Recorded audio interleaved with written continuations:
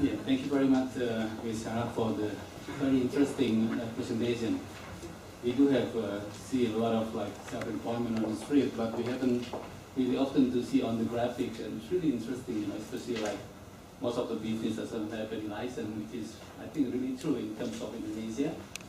For the household to cope with the hard time, and also, yeah, I think this we can also this tendency also in Indonesia that many people now try to be self-employed because they see there's a lot of like freedoms and the money comes probably better than if they become like wage employment. In Indonesia we have proverb, wage employment is pergi pagi pulang petang gaji pas-pasan, you know.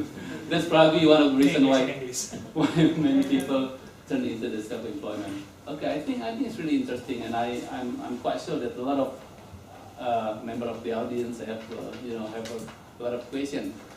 Okay, so for the first session of Q&A, I think I'll probably give opportunity for like 3 or 4 people to raise the question. Please raise your hand and mention your name and the institution where you come from, and please ask the question as clear and concise. Yeah, we can just proceed for the question. Anyone? Okay, one from there. Is there any other people want to ask? Okay, one. 3. Okay. Probably for this session we have 3 questions. You can proceed, Pak Miftah. Thank you for Mr. Iwan and Mrs. Sarah. My name is Miftah. I come from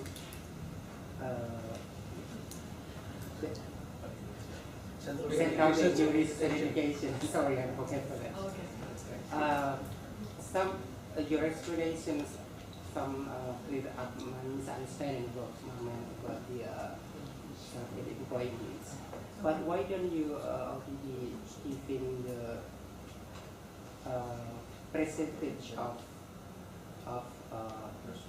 self-employed and employed in their changing for their disposable income in your condition?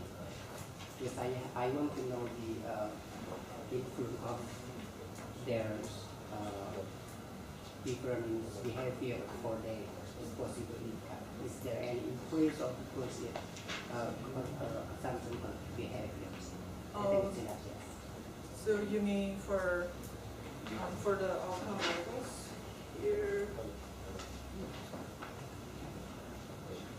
I mean for the Y, I can also include disposable income. But I haven't done it. But it's an interesting thing to see.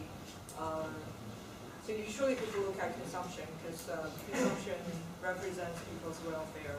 Is there positive or negative correlation? For the data, yeah, you can actually compute household income. I don't know how much is disposable, how much is not. Because it's really very important for the Indonesian, especially had youth or informal sector that is self-employed to behavior for consumption. Oh, okay. Yes. Disposable income. Thank you. Yeah, probably you can take note and do your next research. Yeah. Okay, you done, Mr. Miftah? Okay, and for the second question, I think Pak Ridwan, yeah? Oh, yeah. Okay. Yes. My name is Ridwan. Very pleased to read your paper. It's very interesting, and I think it's really a nice contribution of the study, especially if you're talking about how the self-employment as a risk, as a way to coping the insurance. I'm sorry, a way to cope the household risk, basically, especially during the crisis. And nonetheless,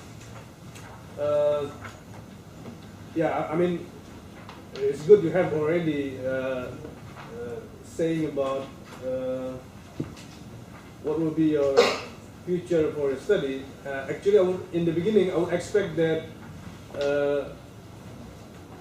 you give, I mean, you can answer the questions, what exactly the determinants of why people choosing of self-employment instead of, say, finding a job.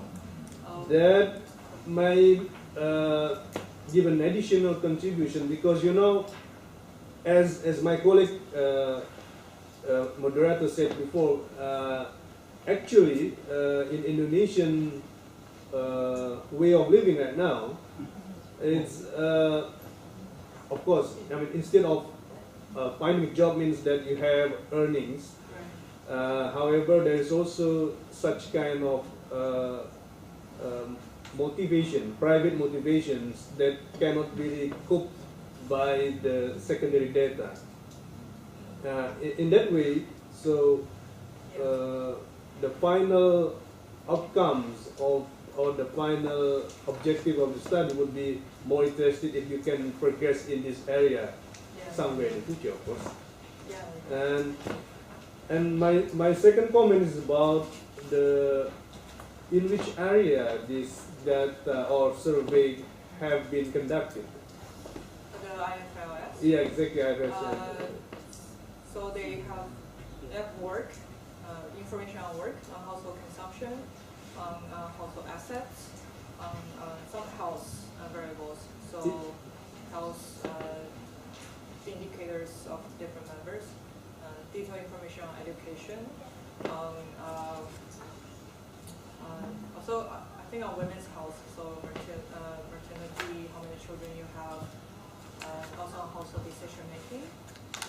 They have another set of questionnaire that's at the community level, so they ask about community like adults, different things, whether there's like at the village level where there's any kind of institution. So it's huge questionnaire, so that's a lot of information. And it's the covered region is throughout Indonesia, or it has 13 provinces. 13 so provinces. I think it has all provinces on Java, and then in North Sumatra, West Sumatra, South Sumatra, South Kalimantan, South Sulawesi, and West Nusa Tenggara. Yeah, and I think just these provinces. Yeah, by chance, for information, sir, I'm also, my work is very much related to the regional data and the subnational data, basically.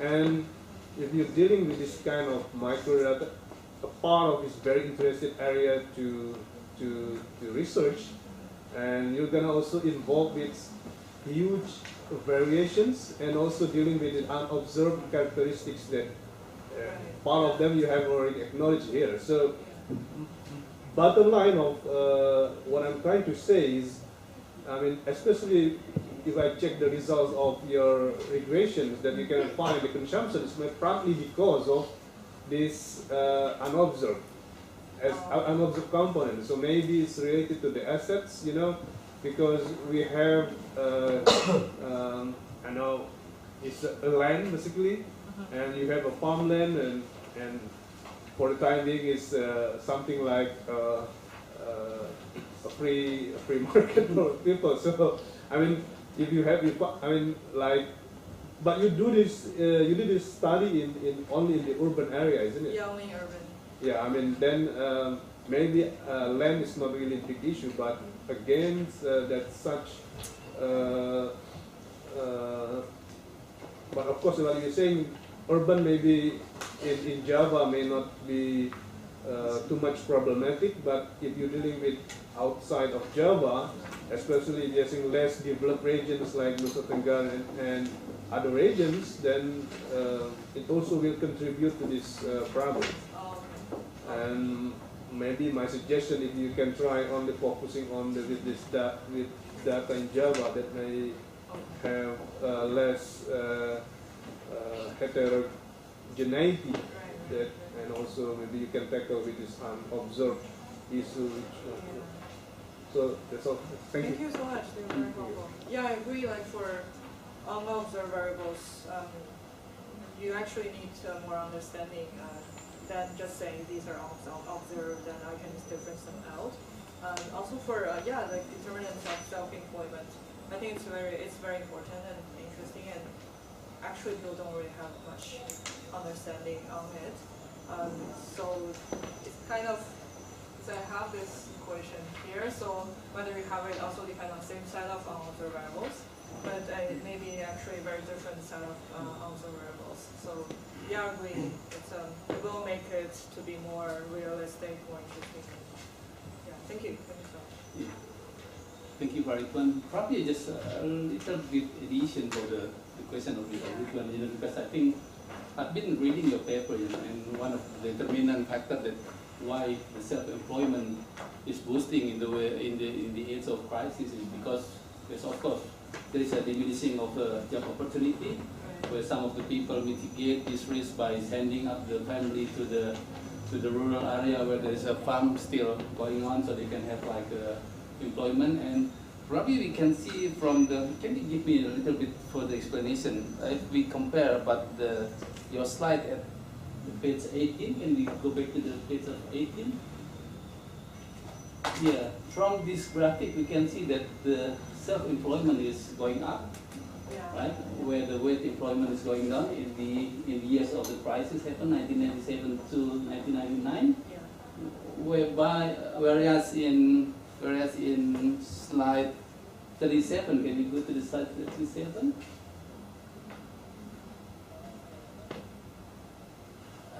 This is the graphic, the same operation, but this is happened at the normal condition, I think, where the self-employment is going down again, where the wage employment going up. So is there anything that you can draw a lesson from this graph? Actually, I include this graph because I think it's kind of telling a similar story. So the black line is self-employment. It's actually going up. Wage employment is it goes down in this period. So this period from 2005 to 2008 seems to be a very similar period to the crisis. And I was looking for explanation, and I found that around 2005 there's a removal. Again, some removal from subsidy. There's a high inflation, not as high as the crisis, but still pretty high.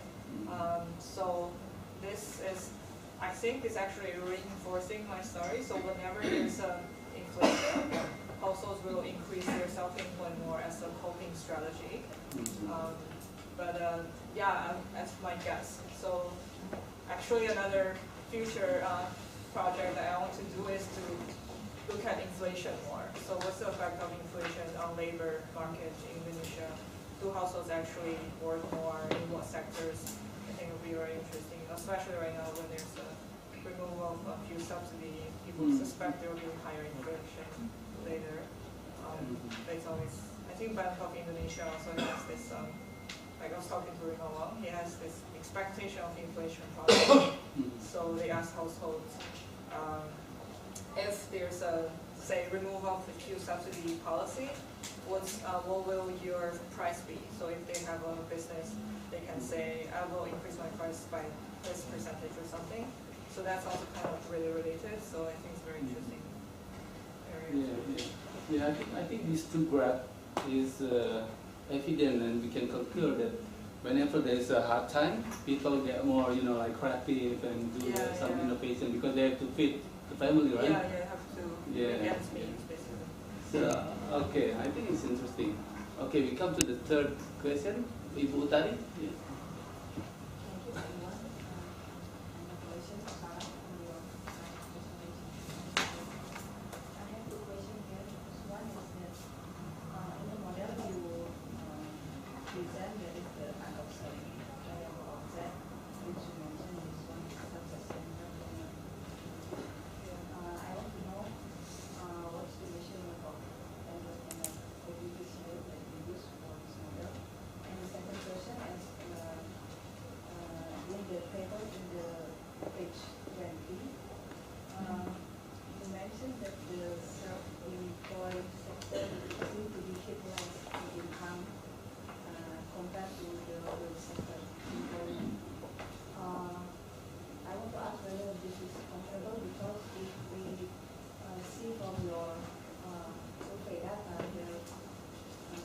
Self-employment sector is quite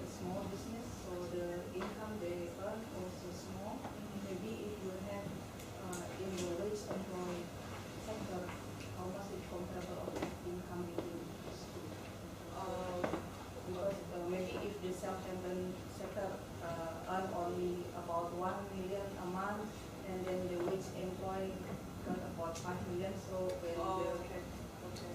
the change in monthly real income Right. is Yeah. thank you. So your first question was on what's entrepreneurial ability? First you mentioned about the entrepreneur ability. Yeah. So what is the measure that we use Oh. to do that? Because I mentioned it's unobserved, so I cannot measure. That's why it's in the unobserved part. So I don't measure it. And later I want to deal with this issue using different snippets because I don't observe entrepreneurial ability. So there is no No, I can't measure. For second question, yeah, it's interesting, it's a helpful comment, yeah. So this is in terms of percentage, because it's in log. I agree, if I look at level, maybe there's more difference, because even the percentage the same, if they earn less, I will see a much bigger jump for the wage sector. Yeah, it's true. Yeah, I can do that. I haven't done it. Yeah. Yes, it's a good one. I'll do it. Thank you. Okay, we have 3 questions already, and I believe there is also some people want to raise the question. We can go to the next session. Does anyone want to raise a question again? Yeah. Thanks to your presentation. I want to. Okay, excuse me, can you mention your name? Yeah. Purwanto from Indonesia. I haven't seen that. Where's the government policy to boost self-employment when crisis? I think self-employed become an exit way to handle unemployment. Where's the government? So you mean the policy change during the crisis in terms of self-employment? It's a very good question. I actually don't know. Did it? I guess in Indonesia, governments don't really discourage self-employment. There's no, like, we ban informal sector. You cannot really have your business. You cannot have the street food street vendors or anything. So it's not a negative policy, right? You just basically let it be. There's no encouragement, but also no discouragement. That's my sense. I think during the crisis, I don't know, but maybe no explicit policy change towards the self-employed sector. But yeah, I actually don't know. Maybe I can add in this part. Actually, our government's not only in the crisis. Actually, we have this kind of credit scheme program. So it's basically a government subsidized credit, Okay. and it's only for small and medium firms. So